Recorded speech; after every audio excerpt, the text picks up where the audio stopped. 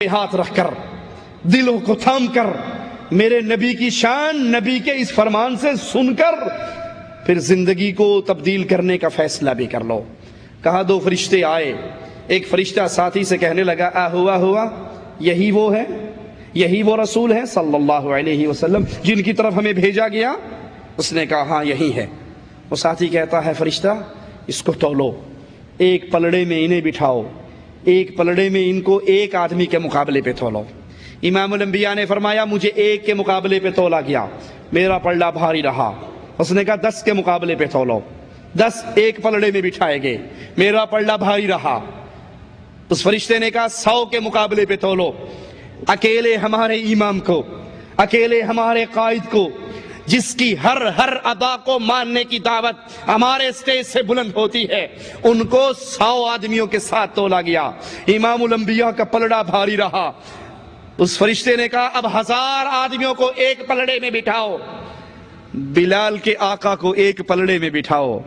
امام الانبیاء نے فرمایا مجھے 1000 کے ساتھ تولا گیا، میرا پلڑا بھاری رہا، اور ایک روایت کے یہ الفاظ مجھے یوں لگا وہ پلڑا اتنا اوپر ہو گیا 1000 والا کہیں یہ میرے اوپر نہ گر جائے۔ اس ساتھی فرشتے نے کہا کس کو تولتا ہے، کس کو تولتا ہے؟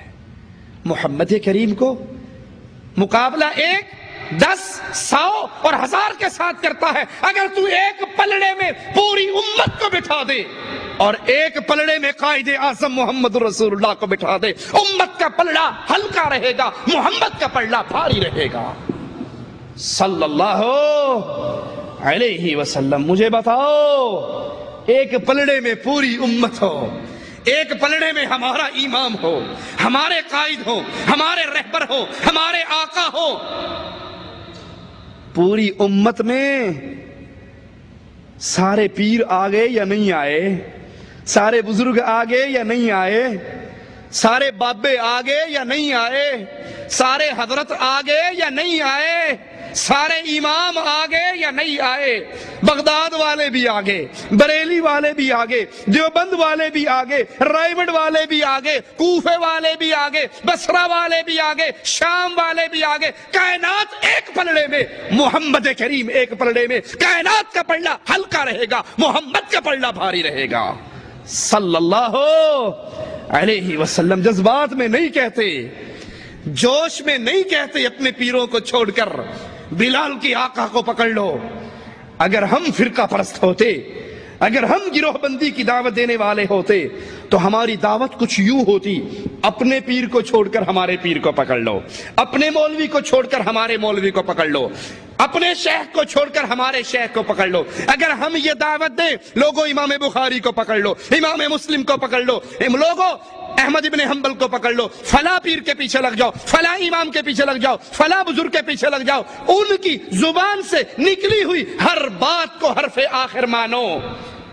اگر ہم تم سے غیروں کا تعلق توڑوا کر اپنے پیر و فقیر سے جوڑتے تو ہم بھی فرقے پرست ہوتے۔ ہماری تو دعوت ہی پیار اور محبت اور اتحاد کی ہے۔ لوگوں ہر بندے سے غلطی ہو سکتی ہے، اگر غلطی کوئی نہیں کرتا، کوئی معصوم عن الخطا ہے، اگر کسی کی زبان پر پہرے لگے ہیں، اگر کسی کا ایک ایک قول نگرانی میں ہے، وہ ذات محمد ہے صلی اللہ علیہ وسلم۔ وما ينطق عن الهوى ان هو الا وحی یوحی۔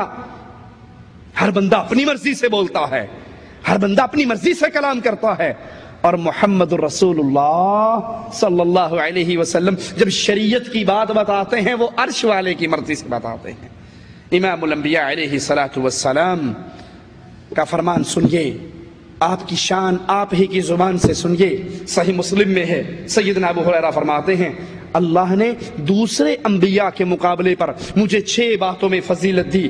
پہلی کیا، مجھے جوامع الکلم دیے گئے، میں مختصر بات کرتا چھوٹے جملے میں لیکن اس کے معانی زیادہ ہوتے، ایک جملے میں میں بات سمجھا دیتا، دین سمجھا دیتا۔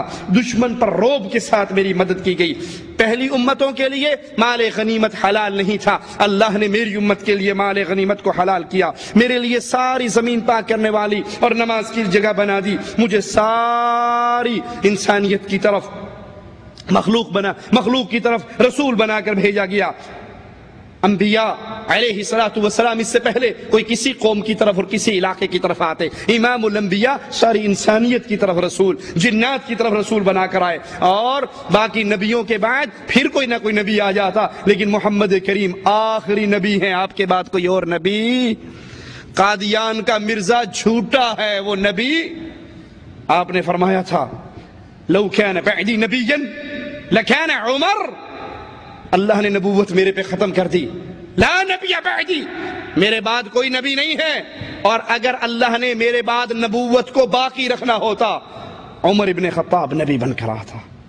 قادیان کا مرزا وہ جھوٹ بولتا ہے، نہ وہ نبی تھا، نہ وہ ولی تھا، نہ وہ مسلمان تھا، وہ کذاب اور دجال تھا۔ صحیح مسلم میں ہے، سیدہ عائشہ فرماتی ہیں رضی اللہ تعالی عنہا، کان خلقہ القرآن، آپ کا اخلاق عین قرآن کے مطابق تھا۔ کسی نے پوچھا تھا سیدہ عائشہ سے نبی کا اخلاق کیسا ہے، انہوں نے فرمایا تھا نبی کا اخلاق قرآن ہے، چلتا پھرتا قرآن محمد الرسول اللہ صلی اللہ علیہ وسلم۔ امام الانبیاء فرماتے ہیں قیامت کے دن ہر نبی کے لیے نور کا ممبر لگایا جائے گا، اور میرا ممبر سب سے زیادہ بلند ہوگا، سب سے زیادہ نورانی ہوگا۔ نبیوں کے لیے نور کے ممبر لگیں گے، سب سے بلند ممبر، سب سے زیادہ نورانی ممبر محمد الرسول اللہ کا صلی اللہ علیہ وسلم۔ فرقوں میں پڑھنے والوں، احادیث رسول کو پیروں فقیروں کے چکروں میں چھوڑ دینے والوں، قبر پرستی کی دنیا کو آباد کرنے والوں، ذرا امام الانبیاء کے فرمان کو سنو، اور پھر اپنے پیر کو میرے نبی کے اس فرمان میں تول کر تو دیکھو کہیں آپ غلط شہراہ کے راہی تو نہیں بن گئے۔ امام الانبیاء علیہ الصلوۃ والسلام